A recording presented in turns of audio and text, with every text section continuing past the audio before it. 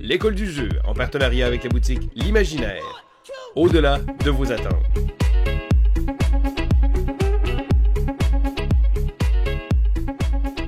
Bonjour mes explorateurs pleins d'espoir, c'est Vince de l'école du jeu et aujourd'hui je vous présente un Infamous Traffic, un design par Cole Wehrle. Cole Wehrle, c'est un peu mon auteur de l'heure pour l'instant. C'est l'auteur qui est derrière Root et Pax Pamir Second Edition, qui était mon jeu préféré de 2019. Infamous Traffic nous date de 2016 et nous lance à la tête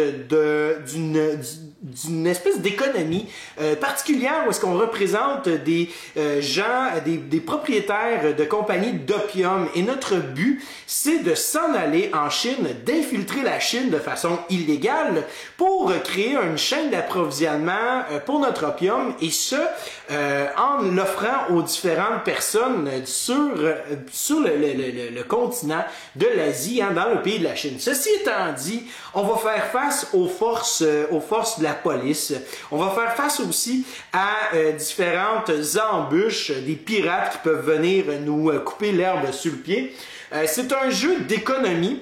Et on va être vraiment, c'est un jeu qui est très tissé serré. Hein? On fera pas, c'est pas un engine building. Et ça, les règles sont très claires là-dessus. C'est aussi quelque chose qui est très particulier au niveau de l'esthétique. C'est pas un jeu qui est super beau à la base, c'est pas un jeu qui est attrayant au niveau de l'œil. Vous allez voir aussi les composantes et le matériel de jeu n'est pas n'est pas de haute qualité, simplement parce qu'à la base c'était un print and play, donc on imprime et on joue. Et cette boîte-là nous vient de Hollandspiele, qui était la boîte d'édition qui a publié ce jeu-là, et ils ont fait quelques petites copies. Et c'est un ami à moi qui m'a référé ce jeu-là, puisqu'il savait que j'appréciais énormément Cole Wehrle. Je me suis procuré une copie et après avoir lu les règles et après avoir écouté une vidéo, j'avais très hâte d'y jouer et j'ai eu la chance enfin de l'essayer. J'ai joué plusieurs parties déjà et j'ai envie de vous partager comment ça se joue. J'expliquerai pas toutes les règles, mais vous allez avoir une bonne idée de comment est-ce que ça se joue, de quoi qu'est-ce que ça représente. Enfin bref, puis après je vous donne un peu mon opinion personnelle sur le tout. Donc je vais vous montrer de quoi ça a l'air dans cette toute petite boîte-là. Là. Regardez, c'est vraiment, c'est mince.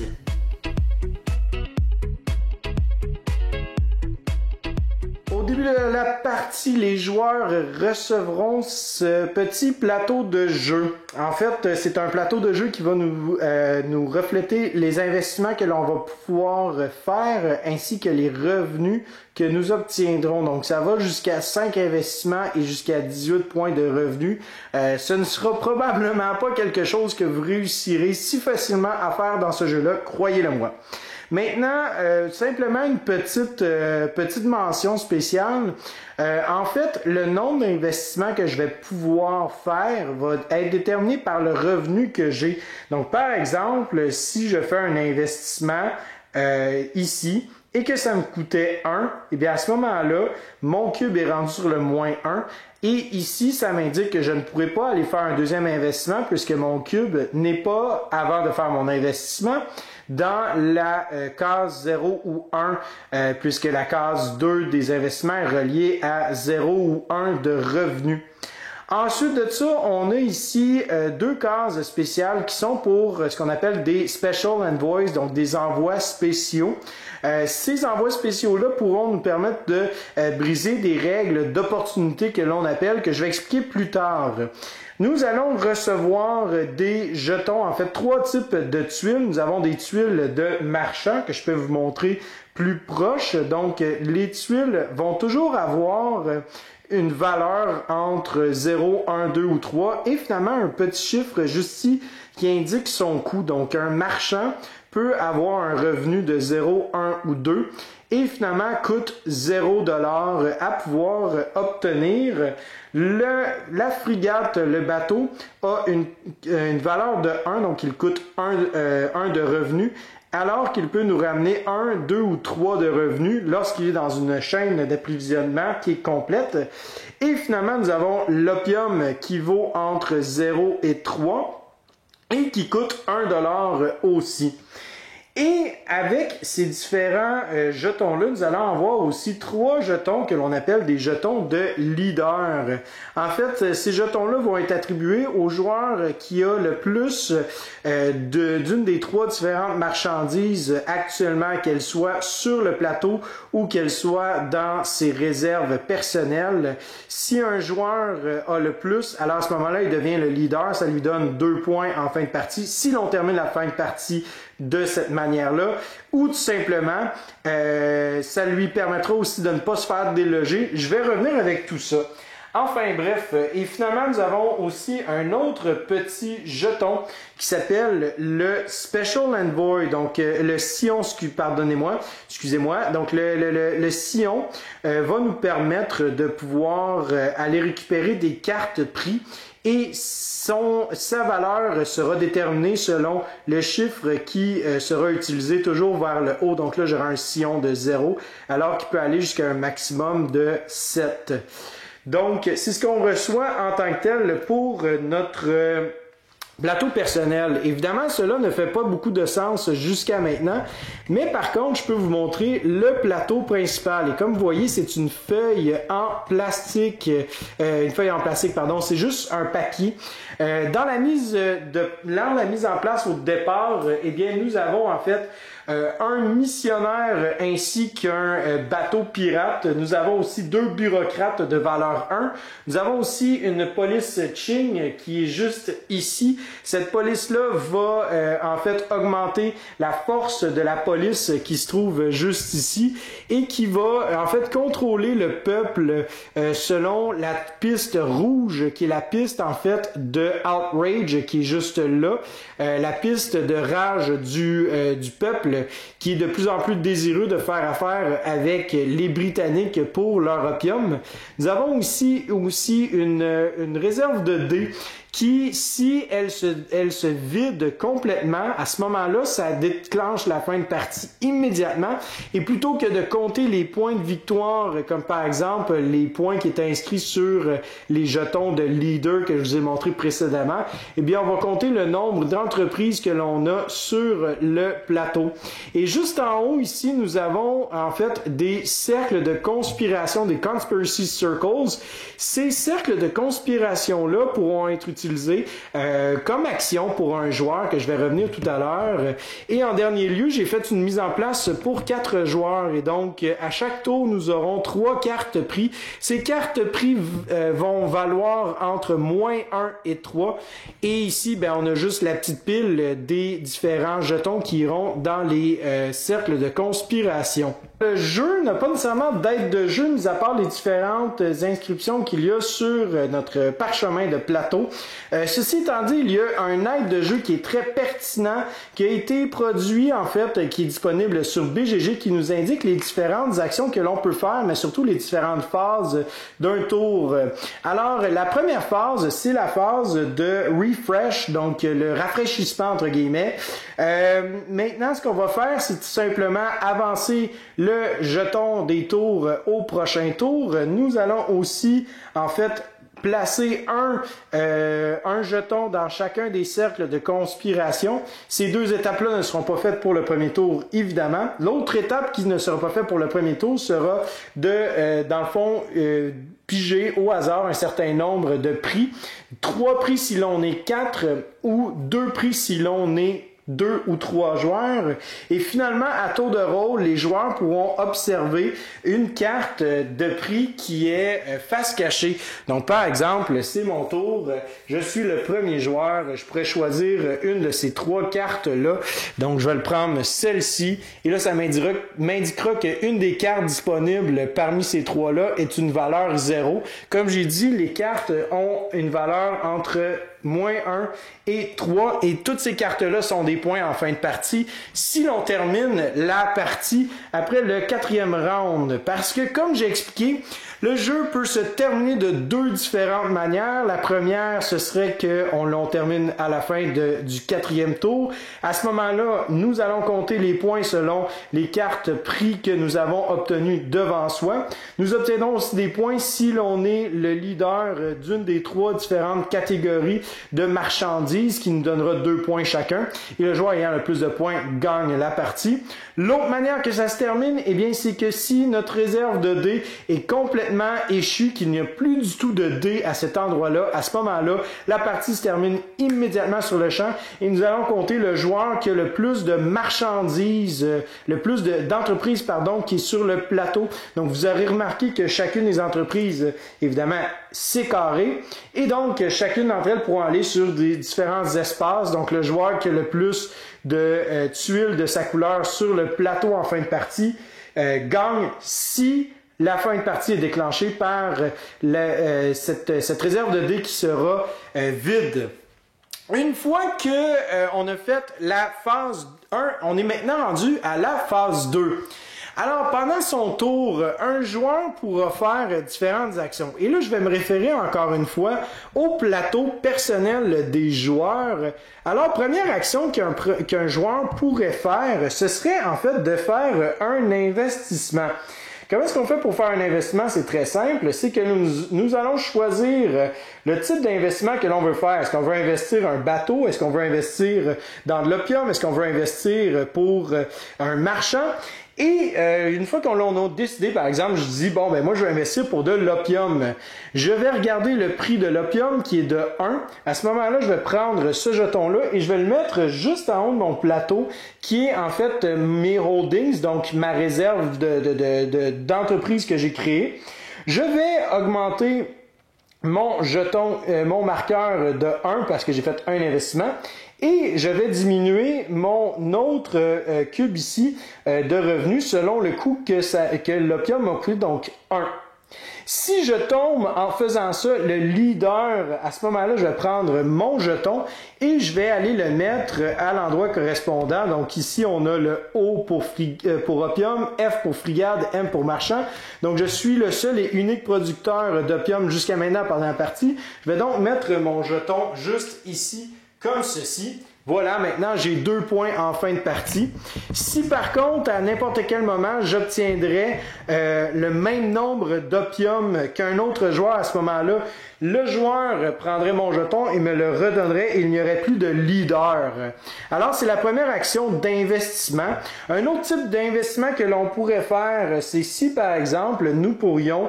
D'ailleurs, les marchands ont une valeur de 0, donc c'est très possible que plutôt que d'investir dans de l'opium, je pourrais tout simplement investir dans un marchand et il me restera encore une autre action à faire. Donc là, ensuite de ça, je pourrais décider de prendre un bateau qui coûte 1, l'investir ici, donc augmenter ici, et finalement diminuer mon revenu comme ceci. Ça, il n'y aurait pas de problème à faire ça.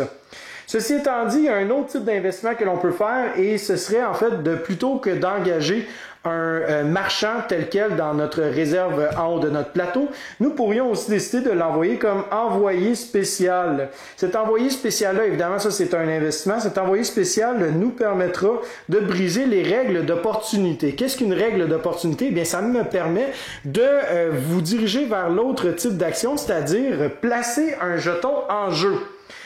Pour être capable de placer un jeton, il y a une règle qui est très très simple, c'est-à-dire tout d'abord, il faut qu'il y ait, soit que le port sera ouvert, s'il y a un jeton en fait d'armée britannique en haut juste ici.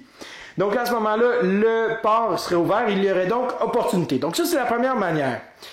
La deuxième manière, c'est s'il y a des dés et que ces dés, un des 2 dés correspond à une des 2 faces correspondent à un des dés qui est dans la réserve. Et dans ce cas-ci, on a un 6 et un 2.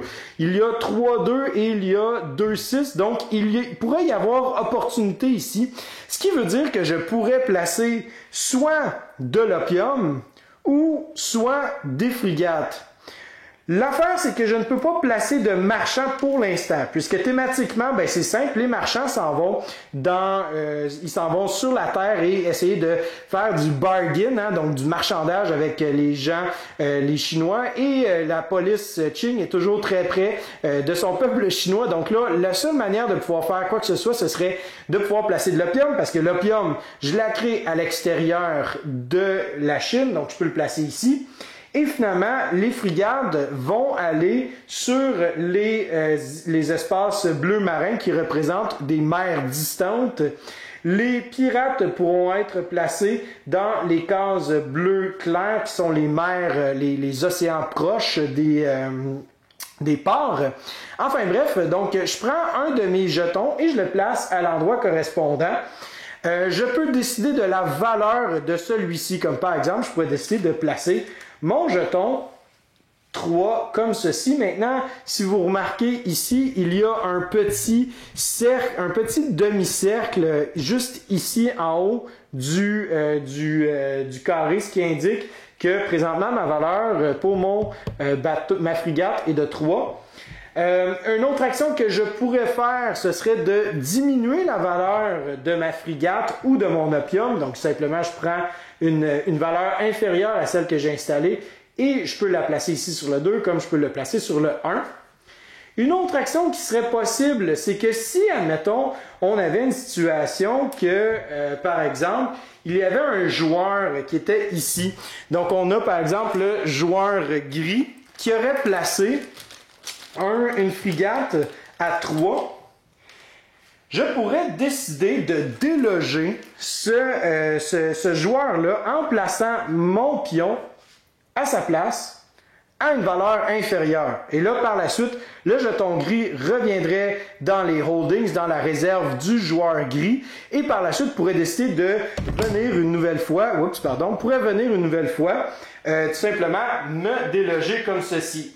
Cette règle-là ne s'applique pas si l'on est le leader. Donc, si j'avais, par exemple, le leadership pour les frigades, donc que mon jeton rouge soit ici, à ce moment-là, il ne pourrait pas me déloger. Je reste là, bien tranquille, jusqu'à temps que l'on enlève mon jeton rouge. Maintenant, la raison pour laquelle on veut en fait installer le plus possible de différents trucs ici, c'est pour créer une ligne d'approvisionnement. Alors, dès qu'on a une ligne d'approvisionnement qui est complète, par exemple, si on avait de l'opium qui était à 2, on a ensuite de ça le bateau gris qui était à 2, par exemple. Et finalement, on avait un pirate qui est ici. Et bien, à ce moment-là, si vous remarquez, la ligne s'est complétée. Et là, nous allons en fait comparer la valeur totale de cette ligne avec la demande des dés. C'est-à-dire, présentement, on a une demande de 8. Si la valeur est égale ou inférieure à la demande, à ce moment-là, nous avons une chaîne d'approvisionnement complète, donc 2, 4, 6. Cette chaîne-là est complète et les joueurs qui sont dans cette chaîne d'approvisionnement-là vont pouvoir récolter un revenu. Ce revenu-là sera équivalent au nombre qu'il y a sur chacun de leurs jetons dans cette ligne-là. Donc le rouge ferait 2 de revenus alors que le gris ferait 2 de revenus de son côté. Maintenant, dès qu'un pion se retirait de quelconque manière, donc si par exemple on retirait le pion noir, à ce moment-là on brise la chaîne, ce qui fait en sorte que les joueurs vont non seulement reprendre leur jeton, mais en plus de ça vont perdre immédiatement le revenu sur leur petite carte personnelle. Un revenu ne peut jamais aller en deçà de moins 4, pardon. Donc, ça fait en sorte que là, présentement, il n'y aurait plus que ceci. Le jaune ici, c'est un bureaucrate, donc c'est un pion qui est neutre. Ça peut rester là, il n'y a pas de problème. Une autre action que les joueurs pourraient faire, ça se trouve à récupérer en fait des jetons d'un des cercles de conspiration et les utiliser. C'est-à-dire que je pourrais choisir n'importe quel cercle parmi ceux-ci. Comme par exemple, je pourrais décider de récupérer ces 3 différents pions-là et je dois les jouer immédiatement. On a différents types de jetons que je vais vous montrer immédiatement à la caméra. Donc, nous avons ici tout d'abord les pions, des pions en fait de des forces britanniques. Si je récupère un jeton comme ça, pour l'instant, la seule chose que ça fait, c'est que ça va augmenter la piste de rage du peuple de 1. Et le jeton en question, je vais le placer à côté de mon plateau personnel.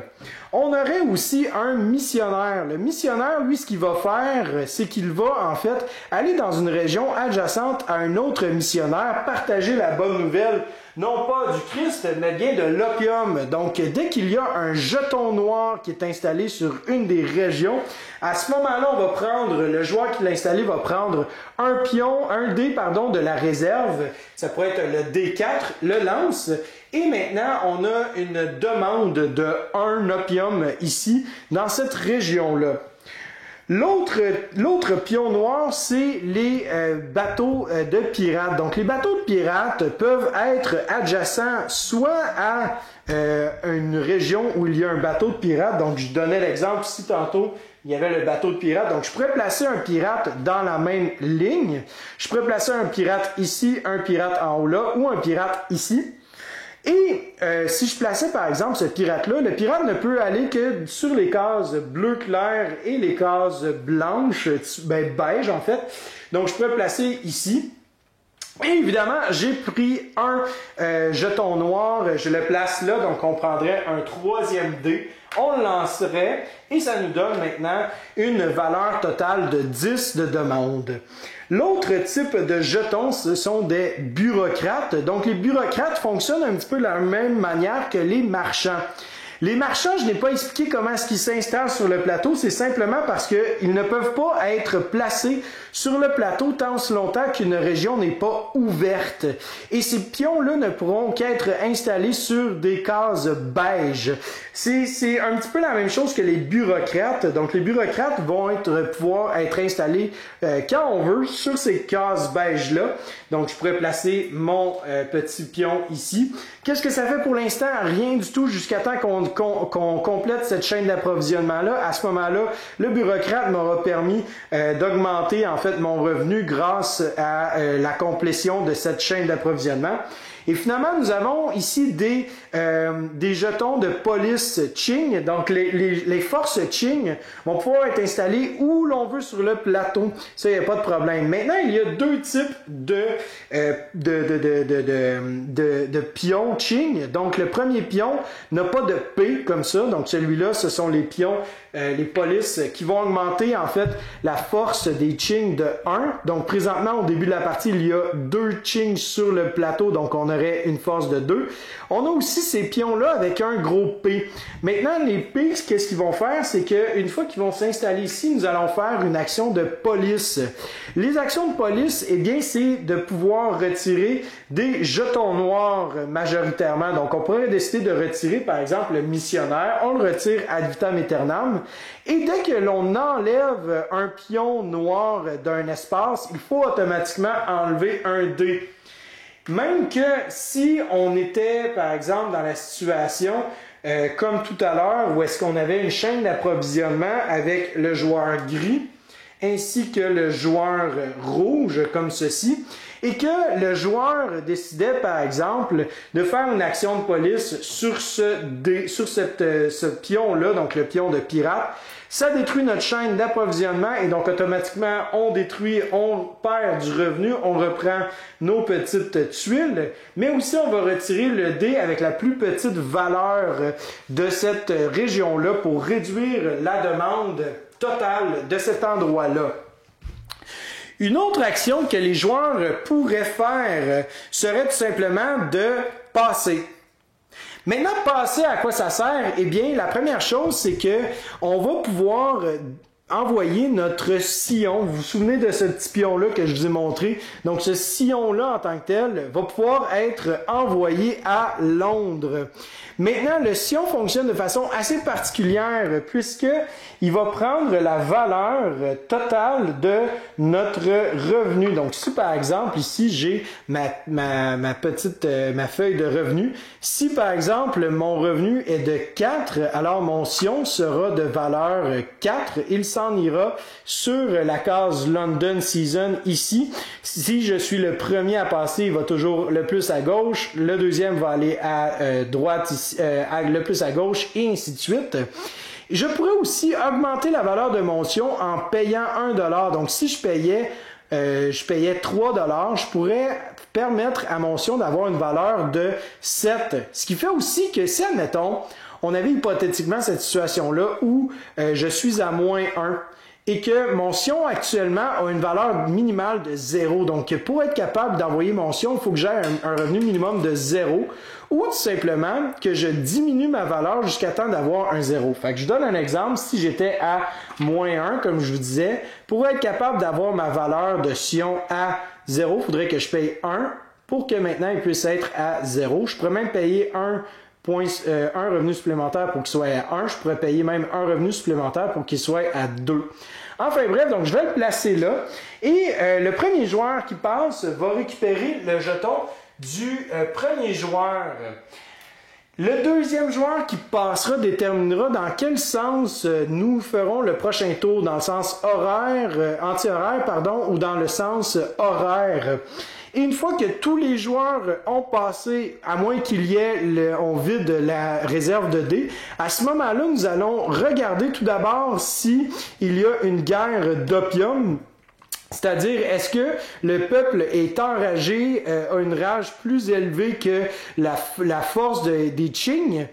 Ou si c'est pas le cas, à ce moment-là, on va faire la troisième phase qui est la saison de London. Alors nous allons regarder les différents joueurs qui ont envoyé leur Sion, parce qu'il serait possible de ne pas envoyer du tout son Sion, ce qui serait pas nécessairement une mauvaise chose, puisque comme j'ai dit, il y a des cartes de valeur -1 à 3 dans les cartes des prix, parce que oui, cette action-là est en lien avec ceci.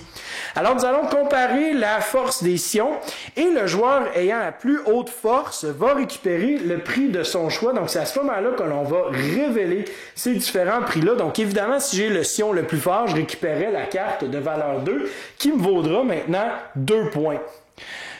Le deuxième récupérera la deuxième carte et le troisième récupérera la troisième carte. Donc, il est possible de ne pas envoyer son Sion, puisque si, admettons, on avait une carte de valeur -1 qui était apparue et qu'on le savait, peut-être qu'on voudrait éviter, en fait, d'envoyer son Sion pour éviter d'avoir une dette de gambling, par exemple, dans ce cas-ci. Donc, éviter que l'on perde 1 point en fin de partie. Et c'est très important de comprendre que si on a une égalité, ça va toujours être déterminé par le joueur qui a placé son Sion avant l'autre joueur qui est dans l'égalité. Donc on a vraiment des fois un avantage à passer très tôt dans la partie, dans le round, pour être capable de placer son Sion le plus rapidement possible pour peut-être récupérer une carte de haute valeur. Maintenant, s'il y a une guerre d'opium qui se déclenche due au fait que la piste de la rage du peuple est plus élevée que les forces des Qing. À ce moment-là, nous allons en fait utiliser les jetons britanniques. Nous allons regarder autour de la table qui a le plus de jetons britanniques et ce joueur-là deviendra le commandant. S'il y a une égalité, les deux joueurs deviennent les commandants et doivent s'accorder sur l'utilisation en entier de tous les différents jetons comme ceci. Autrement, il n'y aura pas de forces britanniques qui pourront être installées sur le plateau. Maintenant, comment est-ce qu'on peut utiliser des forces britanniques? La première chose que l'on pourrait faire, c'est simplement décider de ne pas les utiliser, donc les jeter à la poubelle et ne rien faire avec ceux-ci. La deuxième chose que l'on peut faire, ce serait de repousser des forces policières. Donc, peu importe que ce soit des forces policières, juste retirer 1 à 2 jetons jaunes. Donc, on pourrait retirer, par exemple, 2 forces policières comme ceci, ou encore retirer les bureaucrates. Ceci étant dit, une petite règle très anodine, les policiers doivent toujours être la première chose qui est retirée du plateau, d'une région en tant que telle. Donc, si on avait ce cas-ci, je ne pourrais pas enlever des bureaucrates avec un jeton britannique. Il faudrait que j'enlève tout d'abord les 2 polices Qing. Encore une fois, il est possible avec un jeton britannique de retirer un bureaucrate, ce qui ferait en sorte que l'on pourrait briser une ligne d'approvisionnement. Une autre manière d'être gentil à ce jeu-là. Et finalement, une autre chose que l'on pourrait faire, c'est que s'il n'y a aucune force Qing dans une région, on pourrait décider d'ouvrir le port. À ce moment-là, la règle que je mentionnais tantôt pour placer en fait soit de l'opium ou soit des bateaux et qui était qu'il faut qu'il y ait des dés qui correspondent à la réserve de dés là-bas, et bien à ce moment-là, on ne prend plus en compte ça, on fait juste placer nos tuiles sans considérer les valeurs de nos dés. Une autre chose, c'est que maintenant que l'on a un port ouvert, donc une région ouverte, on peut maintenant placer nos marchands, ce qui est avantageux, surtout pour ceux et celles qui ont investi dans les marchands au préalable. Et finalement, une dernière règle qui commence à s'appliquer dès qu'un port est ouvert, puisque le port ne pourra jamais être fermé à partir de maintenant, c'est que si vous remarquez ici, il y a une espèce d'espace entre deux. Ici, c'est que maintenant, on a une région ouverte, donc on n'a plus besoin qu'un seul jeton qui va prendre l'espace bleu marin ainsi que bleu clair. Donc là, présentement, on aurait juste besoin d'avoir un opium ici et finalement un marchand, un pirate ou un bureaucrate pour créer une ligne d'approvisionnement. C'est ce qui fait pas mal le tour des règles. Maintenant, il y a quelques règles que je ne mentionne pas simplement parce que c'est un jeu qui est très dense au niveau des petits détails et je ne veux pas vous encombrer avec ces règles-là. Je veux simplement vous donner un aperçu qui est un petit peu... ça fait longtemps que je parle présentement. En ce qui a trait du matériel, on s'entend que c'est un matériel très de base. Hein? Donc là, on a des cubes ici pour nos plateaux de jeu et aussi pour déterminer qu'une ligne d'approvisionnement est complète. Donc on va placer un petit cube ici. Nos plateaux aussi personnels, c'est pas très, c'est une feuille, ça a été vraiment découpé probablement ça a été découpé à la main. Nos jetons, malgré que ça semble être des jetons plutôt médiocres, c'est quand même des jetons qui ont une bonne qualité somme toute. C'est juste très dommage parce que certains d'entre eux sont plutôt mal découpés. Je vais vous donner l'exemple, mettons, de celui-ci. Donc vous pouvez voir ici, j'ai le pion bleu ici qui était juste à côté et malheureusement ça a été mal découpé. Mais je pense que la plus grosse déception qui pourrait être vraiment présente chez les joueurs qui se procurent ce jeu-là, c'est vraiment le plateau de jeu. Comme vous voyez, c'est vraiment juste une feuille de papier que l'on plie comme ceci. Et ben voilà, donc certains joueurs ont fait en fait un scan de la feuille en tant que telle et ils l'ont fait sur un tapis ou un vinyle. Je pense que c'est une bonne manière de pouvoir utiliser le plateau en tant que tel. Mais sinon, c'est vraiment ce qui vient dans le jeu. Donc, gare à vous si vous voulez du bon matériel. Ce jeu-là, malheureusement, on va passer à côté de ça.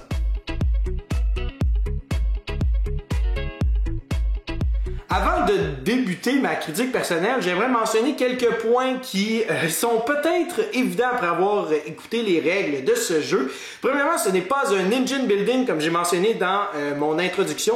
C'est un jeu qui est économique et qui est très coupe-gorge, qui est très serré. On ne fait pas beaucoup d'actions à chaque tour.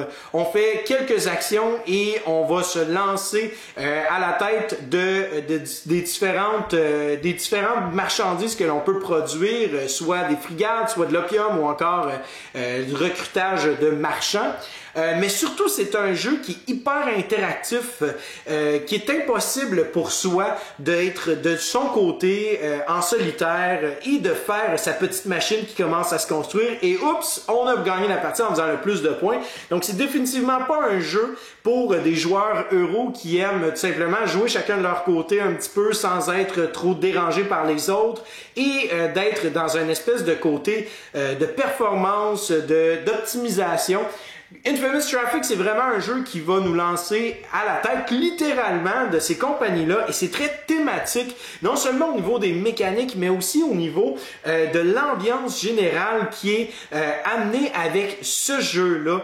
C'est un jeu qui va nous pousser à regarder ce que les autres vont faire et qui va nous amener parfois à créer des alliances temporaires et d'autres fois briser ces alliances-là puisqu'elles sont temporaires, mais au-delà de ça, de briser des alliances de d'autres joueurs pour être capable d'intervenir, d'interférer et d'avoir quelque chose à son avantage. Et des fois, on va faire des actions dans ce jeu-là qui ne nous avantagera pas nécessairement, mais qui va désavantager d'autres joueurs. Et je pense notamment, en fait, aux différents, à l'action, en fait, de vendre sous le prix indiqué d'un joueur. Si vous avez remarqué, l'opium a une valeur de 0, allant jusqu'à 3, alors que les frigades, elles, ont une valeur de 1 à 3 et finalement les marchands de 0 à 2.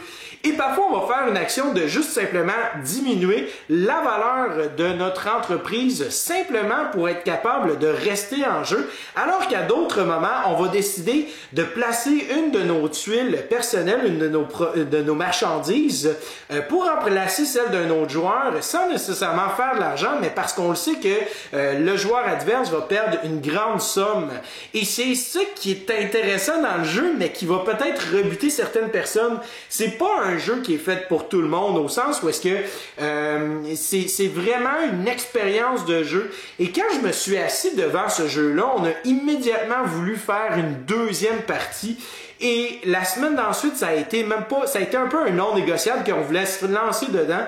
Ce jeu-là me fait énormément, me donne des souvenirs un peu nostalgiques de quand j'étais adolescent, par exemple, et que on découvre les premiers jeux vidéo, comme par exemple au Super Nintendo ou à la Nintendo 64, et que ça nous enveloppe, ça nous englobe, et qu'on a envie de jouer à ça, on a envie de parler avec nos amis des différentes choses que l'on voit, les différentes stratégies, les différents endroits où est-ce qu'on peut aller, les coins les plus obscurs du jeu. Et c'est vraiment un jeu qui nous encourage à expérimenter plusieurs parties pour voir la profondeur de ce jeu-là et surtout l'impact de tous les coups que l'on va faire. Puisque c'est un jeu que je considère comme étant opaque. Et qu'est-ce que je veux dire par là, c'est que c'est pas un jeu qui est compliqué. Je veux dire, on a une liste d'actions et on choisit une action parmi celles-ci. Ce qui est le plus complexe, par exemple, c'est de savoir qu'est-ce que cette action-là va faire à long terme. Parce que le jeu en tant que tel, c'est pas, je veux dire, on voit pas nécessairement les points que l'on va faire ou on voit pas nécessairement la conséquence à long terme que ça peut avoir. Des fois, ça va avoir une conséquence immédiate et parfois, ça va avoir une conséquence beaucoup plus tard dans la partie. Et c'est le genre de jeu qu'on s'essaye, on dit, OK, on comprend les règles, on voit qu'est-ce que c'est, on sait pas pourquoi on fait les choses, on essaye, et là, après ça, on se lance. Et c'est ça que j'aime beaucoup d'Infamous Traffic, c'est que Infamous Traffic nous propose vraiment un jeu où est-ce qu'on va s'asseoir, on va expérimenter la chose, on va découvrir et on va devenir un petit peu meilleur, on va acquérir un peu plus de connaissances pendant cette partie-là pour être plus aguerri pour la prochaine et ainsi de suite. Et même j'ai l'impression qu'après une dizaine de parties, j'aurais l'impression qu'il y a des revirements de situation qui seraient toujours inattendus et que je ne verrais jamais aller à long terme. Je pense pas que j'aurais nécessairement l'avantage sur les autres joueurs après une dizaine de parties. Probablement que j'aurais une meilleure expertise, une meilleure expérience. Ceci étant dit, c'est pas un jeu qui va me permettre de pouvoir avoir un net avantage sur les autres puisque ce n'est pas un jeu d'optimisation et ce n'est pas un jeu de performance. Et surtout, c'est un jeu où est-ce que les joueurs peuvent vraiment me bloquer. Donc, si on voit que je performe et que je fais vraiment mieux que les autres joueurs, eh bien, il va y avoir une espèce d'alliance indirecte de la part de mes adversaires pour venir m'arrêter. Et c'est ça que j'aime, c'est le fait qu'on est toujours sur le bout de nos orteils, on n'est jamais certain de quoi que ce soit. Notre deuxième partie, et c'est important de le mentionner, notre deuxième partie que j'ai faite, il y a un joueur qui, au dernier round, décide de tout simplement passer après 3 ou 4 tours. Il aurait pu faire plusieurs autres actions, mais il a décidé de passer immédiatement et d'envoyer son sillon. Et au départ, on n'a pas trop compris pourquoi, mais finalement, le fait qu'il ait passé lui a permis d'aller récupérer une carte prix de valeur de 3 points et ça lui a donné la partie. Et quand on pense à ça, que c'est pas nécessairement en faisant 1 million d'actions que l'on va gagner, mais davantage de choisir les bonnes actions que l'on va faire et le timing de celles-ci, ça fait en sorte qu'on a envie d'y rejouer parce qu'on se dit tout le temps, aïe aïe, ok, les situations humaines, réelles autour de la table font en sorte que ça a un impact sur le matériel, sur le jeu en tant que tel, et ça a un impact direct sur notre victoire ou notre défaite.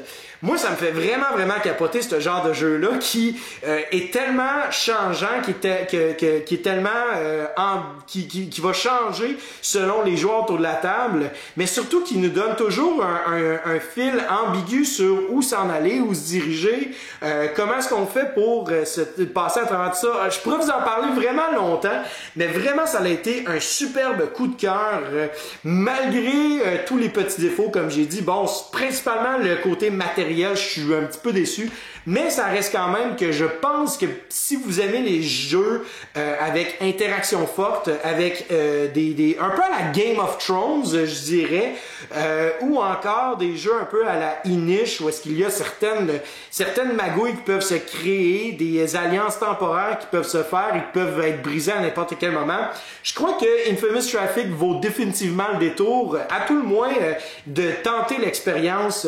C'est un auteur aussi que je trouve fantastique, et vraiment, si vous avez l'opportunité de mettre la main sur Pax Pamir, d'ailleurs, c'est un superbe jeu, mais Infamous Traffic est aussi bon, et même je pense que Infamous Traffic va trouver un plus grand public, un public plus large, dû au fait aussi que le hasard n'est pas nécessairement aussi prenant que Pax Pamir. Mais bon, là je suis en train de m'éloigner. Bref, j'espère que vous avez grandement apprécié ma critique sur Infamous Traffic, et comme je vous dis, allez jeter un petit coup d'œil sur cette belle petite perle.